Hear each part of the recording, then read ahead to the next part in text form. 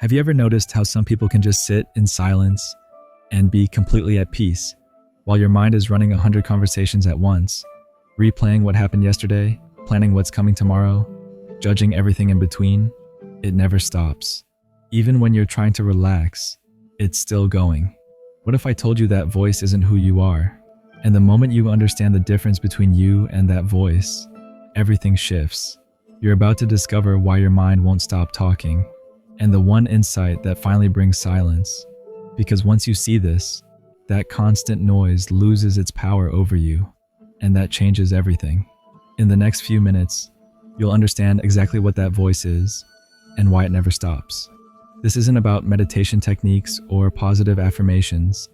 It's about seeing through the illusion that you are your thoughts. Because the moment you realize you're not that voice, you're free from it. And that freedom is what you've been searching for. Here's what most people don't realize. That voice in your head isn't you. It's something your mind created to help you navigate the world. But somewhere along the way, you started believing you were that voice. And that's when the problem began. And here's where it gets fascinating. That voice has one job: to keep you safe. So it's constantly scanning for problems, running scenarios, replaying situations to find what went wrong or what could go wrong. It thinks if it stops talking, something bad will happen. If it stops analyzing, you'll miss something important. This is why it never stops. It genuinely believes its constant commentary is protecting you. But here's the truth. Most of what it says has nothing to do with actual danger. It's just noise. Mental static that treats every situation like a potential threat. Think about it. That voice is commenting on everything. What you should do, what you shouldn't have done, what people think about you, what might happen later. It's creating stories, building scenarios, imagining conversations that will never happen. And you're listening to all of it like it's important information. This is the invisible pattern most people live in without questioning. They think the voice is them, so they believe everything it says. They follow its worries, its judgments, its endless commentary, and they never realize they have a choice. And here's what nobody tells you. The voice will keep talking as long as you keep listening. It feeds on your attention. Every time you engage with it, argue with it, try to fix what it's worried about, you're telling it to keep going. You're giving it fuel, which means the path to silence isn't about stopping the voice. It's about realizing you're not the voice. You're the one who hears it. And the moment you see that difference, the voice loses its grip. If you're still here, you're already ahead of most people. Most people hear this, and immediately their mind starts analyzing it, arguing with it. But you're recognizing something deeper. That recognition is everything. What I'm about to share next will show you exactly how to create distance between you and that voice. This is where freedom begins. If this is resonating with you, please subscribe. Here's the thing about that voice. It's not evil. It's not trying to hurt you. It's just doing what it was designed to do. But it's operating on outdated programming. Let me break this down into 3 stages. Stage 1. Awareness without voice. When you were very young, before language fully developed, you experienced life directly. Things happened, and you responded. No commentary needed. No voice narrating every moment. Just pure experience. Stage 2. The development of the voice. As you grew, your mind learned language and started creating this inner narrator. At first, it was useful. It helped you learn, remember, plan. It served a purpose. Stage 3. The current state most people live in. The voice that was meant to be a tool became the master. It started running constantly, treating everything as urgent, turning every moment into something that needs to be analyzed, judged, or worried about. When you understand this progression, something becomes clear. The voice isn't you. It's a function your mind performs. Just like your heart beats and your lungs breathe, your mind talks.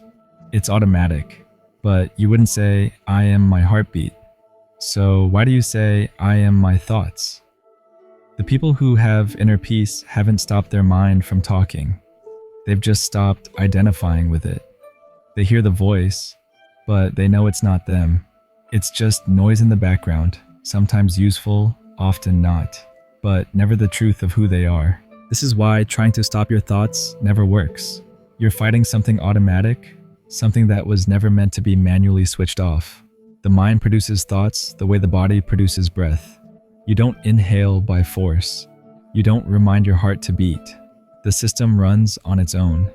And yet, so many of us spend years in an invisible tug of war, gripping the steering wheel of the mind, thinking if we push hard enough, wrestle long enough, think intelligently enough, we'll finally silence it. But recognizing you're not your thoughts, that works instantly, not because the voice suddenly stops, but because you stop.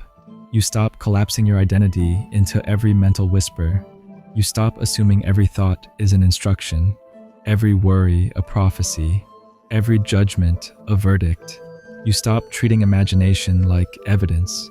The moment you see, you are the observer of the voice, not the voice itself. Space opens up, and it doesn't open up dramatically.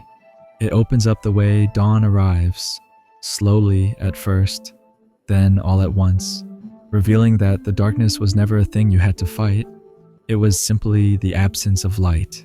And in that space, there is finally silence. Not the silence of emptiness, but the silence of recognition. A silence that carries relief in it. A silence that feels like exhaling after holding your breath for years. A silence that says, oh, I don't have to do that anymore. I don't have to live inside every thought my mind invents. I don't have to defend myself from myself. Right now, I want you to notice something. Not conceptually, not philosophically, actually. There's probably a voice commenting on these words as you read them. Maybe it agrees. Maybe it argues. Maybe it says this is obvious, or unrealistic, or naive, or revolutionary, or pointless, or exactly what you needed. Maybe it even mocks the idea of noticing it. The voice is clever like that.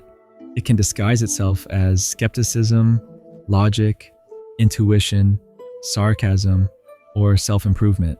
So don't judge the voice, just notice it. Really notice it, because the act of noticing is not intellectual. It's anatomical. It's positional. It's like realizing you're watching the waves, not drowning in them. The noticing itself proves separation. It proves there are two things happening, not one. There is thinking, and there is awareness of thinking, and those two are not the same. Now ask yourself, who is noticing the voice? Not what is being noticed, but who is doing the noticing? Who is the one sitting behind the eyes of experience, hearing the inner monologue the same way you hear traffic outside your window? Who is the one aware of the mind but not inside it? The one who can witness panic without panicking, hear criticism without shrinking, observe spiraling without spiraling. If you can hear the voice, observe the voice, notice the voice, then you can't be the voice. You are something else, something prior, something underneath, something that watches, that watching presence. That's you. Not a metaphorical watcher, not a meditative persona you adopt, not a future version of you who becomes mindful after enough practice. The watcher is already online. It's the thing reading these words, the awareness that knows you're reading, the silent context inside which all mental events occur. It is not improved by self-help, not threatened by self-doubt, not silenced by effort, not strengthened by argument, not defined by past or future. It is simply the container of experience itself. The voice? It's just something you hear. Most people spend their entire lives identified with the voice, because the voice talks in the first person. It says, I, so you assume it means you. It claims authorship over your insecurities, so you assume you wrote them. It speaks with urgency, so you assume it must matter. It tells stories with emotional weight, so you assume they're real. It can sound like a concerned parent, a critic, a planner, a protector, a judge, a narrator, a coach, a predictor, a philosopher, or a bully. But all of those roles are costumes. The underlying mechanism is the same. It is a problem detection and story generation machine. Whatever it says, most people believe. Whatever it worries about, they worry about. Whatever it predicts, they brace for. Whatever it judges, they internalize. Whatever it replays, they relive. Whatever it imagines, they suffer. They never stop to ask, is this happening or is this being narrated? They never stop to see the difference. They never stop to check whether the alarm matches the environment. They never stop to question whether the inner voice is reporting a threat or manufacturing one. And here's what nobody tells you clearly enough. The voice keeps talking because you keep listening. It feeds on attention. It metabolizes your focus the way fire metabolizes oxygen. The more you argue, negotiate, justify, defend, explain, resist, rewrite, or emotionally react, the more the mind says, good, we're working, keep going. There's danger. There's unfinished business. There's a puzzle. There's a problem. There's a story. There's a threat. There's a future. There's a past. There is something to do. But awareness doesn't argue. Awareness doesn't negotiate. Awareness doesn't fuel. Awareness doesn't get hypnotized by first-person narration. Awareness simply watches without feeding. And the moment you realize you're the watcher, not the speaker, you stop fueling it unintentionally. The voice loses its grip, not because it disappears, but because you withdraw identification. It becomes background noise instead of the main event. You hear it, but you don't crown it king. You notice it, but you don't sign the contract. You observe it, but you don't let it drive the body. And then something remarkable happens, not in the mind, but in the nervous system. The body realizes it doesn't have to mobilize adrenaline for imagined emergencies anymore. The muscles soften, the jaw unclenches, the breathing deepens, the gut releases its guarded posture. The heart doesn't have to sprint for mental hypotheticals. The chest doesn't have to armor itself for remembered embarrassment. The brainstem doesn't have to treat yesterday like it's still happening, or tomorrow like it's already attacking. Because for the first time, you've given the body accurate information. I am not in danger. My mind is just generating commentary. I don't have to respond to imagination. I only have to respond to reality. Most of your suffering was not the event. It was the echo. It was the commentary. It was the interpretation. It was the mental time travel. It was the rehearsed futures and relived pasts. It was the stories you were living inside without noticing you had moved in. When you see this clearly, suffering becomes optional, not because life becomes perfect, but because you stop living in the timeline where pain is manufactured. Let's talk about that timeline. There are two timelines running in every human life, the real one and the narrated one. The real timeline is what is actually happening. The temperature of the room, the sound of a fan or a street, the sensation of clothes on your skin, the movement of breath in your body, the feeling of hunger or rest or emotion as raw sensation, the presence of a moment that requires nothing from you except response if necessary. The narrated timeline is the mind's universe, past loops, future drafts, imagined dialogues, emotional speculation, identity commentary, self-judgment, predictive modeling, threat scanning, meaning assignment, intention guessing, reputation defense, scenario construction, relationship postmortems, hypothetical survival strategy for situations that have not applied for years or may never apply at all. Most people live 70 to 90% in the narrated timeline. You're drinking coffee, but mentally defending yourself in a conversation that ended in 2019. You're trying to sleep, but mentally solving a problem that doesn't exist at 11:47 p.m. You're taking a shower, but mentally reliving an embarrassment your body thinks is still happening. You're buying groceries, but mentally writing scripts for confrontations that may never be filmed. You're watching a video, but mentally debating whether you should change your entire life based on one sentence. This is not living. This is occupying the same body while the mind lives elsewhere. Inner peace isn't the absence of that timeline. It's the absence of you inside it. The calm people you admire, they have the same voice. They just don't move into its stories without awareness. They don't fight the waves, but they also don't live in the ocean. They visit the mind when it's useful, like a tool, a map, a calculator, a memory system, a learning engine. But when the mind shifts into threat mode unnecessarily, they don't let it borrow their identity. They've learned what you're learning right now. The voice is not the self. The self is the one aware of the voice.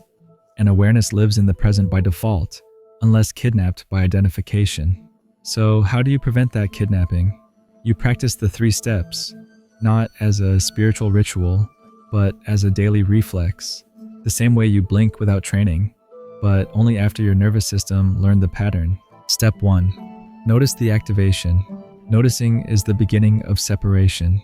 You can't change what you don't see. The voice activates as planning, worrying, replaying, predicting, judging, analyzing, drafting futures, editing pasts, assigning meaning, threat scanning, emotional forecasting, or identity commentary. You feel it as momentum, like the mind is leaning forward, pulling you into another room of thought. And the moment you notice, the body gets new information. We are observing, not participating. Step 2. Label internally. There's the voice again. Not shut up. Not why are you doing this. Not this is bad. Just labeling, naming, recognizing. This creates distance without resistance. You're not fighting the voice. You're identifying the process.